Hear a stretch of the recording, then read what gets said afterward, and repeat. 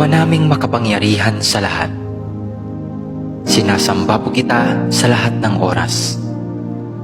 Maraming salamat po sa isang buong araw na nagdaan na puno ng biyaya, pag-ibig at kaligayahan. Salamat din po sa mga pagsubok at mumunting mga luha na dumating sa aking buhay, na alam ko pong siya po ninyong paalala sa akin na kayo po ay Diyos na buhay. Maraming salamat po sa pagbabantay sa akin at sa aking pamilya at mga kaibigan sa loob ng maghapong ito, at sa paggabay sa amin sa mga pagsubok na aming nakasalamuha. Alam ko pong nariyan kayo sa aming tabi sa lahat ng oras upang kami ay bantayan at gabayan. Nagpapasalamat din po ako sa mga aral na aking natutunan sa inyo sa buong maghapong nakalipas. Ang lahat po ng ito ay aariin kong kayamanan at pipiliting isabuhay hanggang ako po'y may hininga.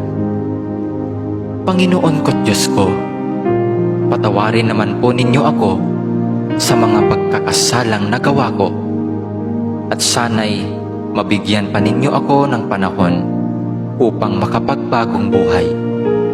Ako po'y nagsisisi sa aking mga pagsalangsang sa inyong mga utos. Patawarin din niyo ako sa mga pagtalikod na aking ginawa sa aking kapwa, at sa mga pagkukulang ko sa aking mga kaibigan at mga mahal sa buhay. Pinatatawad ko rin po sila sa kanilang mga kasalanan sa akin. Batbat po ng dumi at kasamaan ang aking puso at isipan.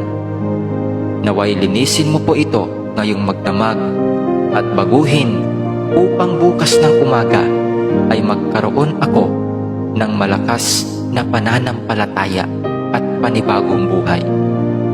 Paliwanagin mo ngayong gabi ang madilim kong isip at kalooban upang sa kinabukasan ay maging ilaw din po ako sa aking mga kapwa na gagabay sa kanilang madilim na kalsadang tinatahak.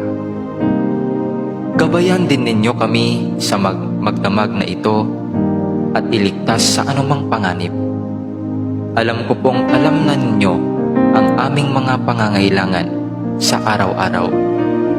Hindi po kami humihingi ng labis sa aming mga pangangailangan. Ibigay mo po sa amin sa paraang sapat po upang kami ay mabuhay. Amen.